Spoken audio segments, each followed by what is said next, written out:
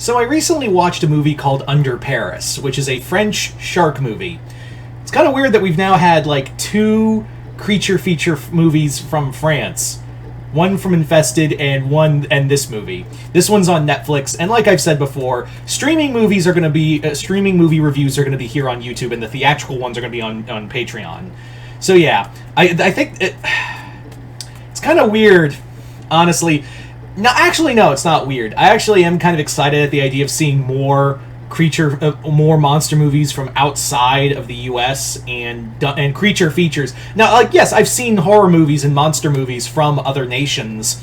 Obviously, Toho, and obviously, other countries out, in and around Asia, like Thailand and China and stuff like that. But it's kind of, what I mean is, like, it's kind of always interesting to see outside of the U.S. and Japan to see how other monster movies are done, especially like creature feature movies when it's just an animal.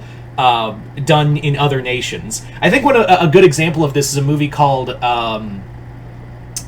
Maneater, and it's basically a killer lion movie set in Denmark. It's a horror comedy done by a guy called Dick Maas. I'm not kidding, that's his name. And he's been known to do like weird horror movies, like what was one called, like a slasher movie he did in the 80s, which had a guy in a scuba gear hunting people in the rivers, which is a cool idea, and I'm getting off topic. But point being, I always like to see horror movies and monster movies and creature feature movies from other nations, like, because sometimes they have really good ideas. That's the point. I swear I was getting to a point. But I always love seeing other nations do creature feature, because sometimes they do it better. This is not the case here. Now, I'm going to say that there are a lot of shark movies. There are a shit ton of shark movies. Everywhere you go, bitches always know shark movies are everywhere. And there are a shit ton of bad ones. Like, so many bad ones. Some are intentionally bad movies. There's really only two good shark movies. Let's be real. You can make the argument for like a third one for 3 or 4, but those are mediocre at best. The two really good ones are, of course, Jaws and Deep Blue Sea, and even then, that one gets some argument. So, and that's like, I know, like, Deep Blue Sea isn't winning any awards anytime soon, but like, comparatively speaking to other shark movies, it definitely gets second best. For others, I would say The Shallows. With Blake Lively, and I think it was Blake Lively. What was it? I don't fucking care. And 47 Meters Down. Those two are like a cut above the rest in terms of like shark movies. So where does Under Paris stand? Definitely above most, like 99% of shark movies that have been coming out lately. This one has some effort. This one has a budget put into it. But it's clear the budget didn't go into the CGI, because there is some bad CGI sharks in here. I think that's become the norm of seeing bad CGI sharks, right? Like, we've all kind of noted that that's the case. That bad CGI sharks just come with these movies. But let's get into the plot. The plot is that this oceanographer named Sophie and her team were studying pollution and its effect on sharks, and then the shark they tagged, a great white, I think, yeah, it was a great white named Lilith, who somehow tripled in size, kills all of her friends, including, like, I think her husband or fiance. Doesn't fucking matter. He gets eaten, and she's left traumatized from it. And then she moves back to Paris, and the shark that she thought she lost has now somehow evolved to the point where it can swim into the rivers of Paris. They're actually like waterways that are connected to the catacombs. And I think they're called the Sarins. I cannot pronounce it. It's not the River Thames, that's London. But yeah, through the canals of Paris. That's a really cool idea. That's kind of a really neat idea. So the movie follows around Sophie as she's trying to hunt down the shark Lilith alongside the Paris police. However, there's also a young activist group who are trying to save Lilith and put her back in the ocean, thinking that she's just a confused animal and global warming has done this. Which they never really give as far as I can tell, they never really give an explanation why Lilith tripled and grew so big, and also they say pollution and it was forced evolution. They kind of insinuate that, but they never go into detail as to why Lilith, out of all sharks, is now suddenly able to swim in these waters, as well as being the size that she is. I guess they just needed a big shark, and we're just like, fuck it, we'll just say this. Yeah, this movie has some really bad characters, and it's clear, every shark movie wants to take from Jaws. Every fucking shark movie takes pieces from Jaws. There's a big event that's gonna happen, and we can't cancel the event because of some dumb animal. We can't do that. The mayor of Paris is cartoonishly stupid and evil. They're trying to make her like Mayor Vaughn from Jaws, obviously, and while this character gets her comeuppance, it's still not satisfying, if that makes any sense. Also, every character is fucking stupid. I'm not kidding. Every character is a goddamn idiot. When the they actually call the military to try to kill the shark, and they end up shooting at underwater ordnance underneath in the water. I didn't know, but that's apparently a thing, that there were old ammunition and ordnance from World War II that are still underneath in the French canals. I was like, wow, you'd think they would realize that. They just start shooting blindly into the at the water, while the shark's literally matrixing itself, doing the Neo Matrix thing to dodge the bullets. They also do a scene where one of the characters, I forget her name, but one of the young activists is in the water, and then the shark proceeds to jump out and eat her, and that's clearly a reference, how it jumps out and just grabs her and pulls her back under. That's clearly a reference to one of the characters' death in Deep Blue Sea. But I convinced the director and everyone else behind this movie thought that was such a cool fucking scene. They do it 3 more times. They do it with a boat. They do it with 2 other people. Literally, they overused that with that cool scene. They thought it was so that death in particular was so cool.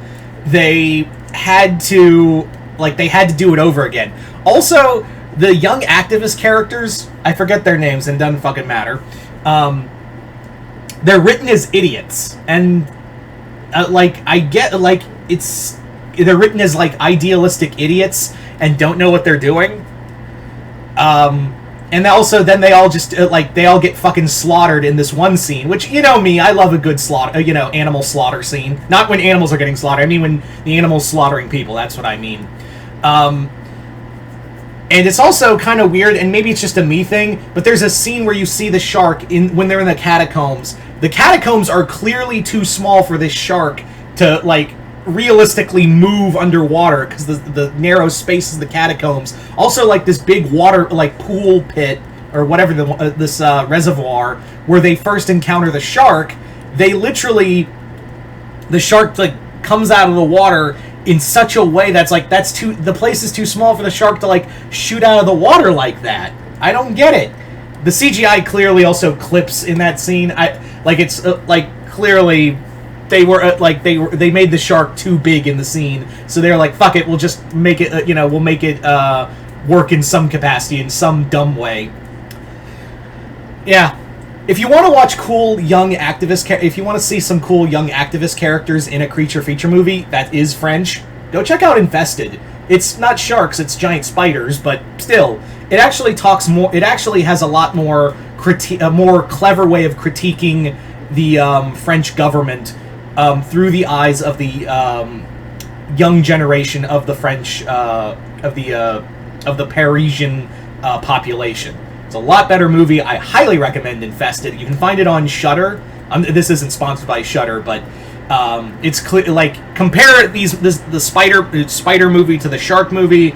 The spider movies are clearly better, even though I'm horribly arachnophobic. But Infested did the story that this movie was trying to convey better. Now, that's not to say that I didn't have fun watching this movie. I do sound like I'm shitting on this film. I really have some fun with it. The the shark scenes. There's actually like some genuine good shark horror scenes, like how the shark is shot in some scenes. I was like, ooh, that was really cool. Like I said, they do the whole shark jumping out of the water and eating someone. They overuse that one, but there are other scenes that that are actually well done. And there's actually a bit of tension to it too. So I got to give credit where credit is due. It also ends in a way that was like, damn, did they either run out of time or just be like, this was the end? And I do admit, it's actually like a cool bummer ending. Like, it's actually like an ending I was not expecting, where where the movie has an ending where I was like, I looked at the runtime real fast. I was like, how are they going to wrap this all up? Are they just going to have the shark blow up? You know, another reference to Jaws? No, something does blow up, and it ends in such a way where it's like, wow, that's a ballsy ending. But it's kind of cool. I got to give credit. I got to give points to where, and I got to give credit where credit is due for a movie to do something like that ending. So I'll give them points for that. All in all, it is an hour and 40 minutes, and trust me, you feel it at some points, especially that middle part where they're looking for the shark. It doesn't get interesting until like they reach the catacombs, and that's when the real slaughter begins. But there is like some empty spaces and a lot of talking that just makes you go. Also, there's a really fucked up scene. I forgot to mention this earlier, where Sophie is now like working at an aquarium, and these two kids are like laughing at some video, and then they say, "Hey, we would just want like, is it true that your whole family got like your whole team got killed by a shark? You're so fucking pathetic." I'm like, I'm all for protecting the kids, but I would sock that little shit in the mouth. Like, the fucking balls on that kid. Laugh like, what little psychopath you are, laughing at this poor woman losing her friends and loved ones to in a shark that she was trying to protect. The fuck is wrong with you? You're a psycho. You're gonna grow. You're probably the same. You're the kind of kid who probably like pulls the like wings off a butterfly just to see what happens. You little shit. You little fucking psychopath. Someone needs to smack you. Like yeah, little fucking asshole. Anyway, do I recommend Under Paris? Kinda, yeah. It's definitely a better shark movie that I've seen as of late. It's not the best. Nothing like, I'm not saying, oh, it's not as good as Jaws. Well, no shit. Nothing compares to Jaws. Like, yeah, that's a fucking dumb thing to say, but it's entertaining. It's entertaining enough. Would I recommend this? Yeah. If you want to see like an above average shark movie and something better for like, Netflix's horror catalog is lacking, so give this a shot. Anyway, so there you go, guys. That's my review of Under Paris. Hope you all enjoyed this. I'm Mr. Multiverse. I'll see you next time in the Multiverse.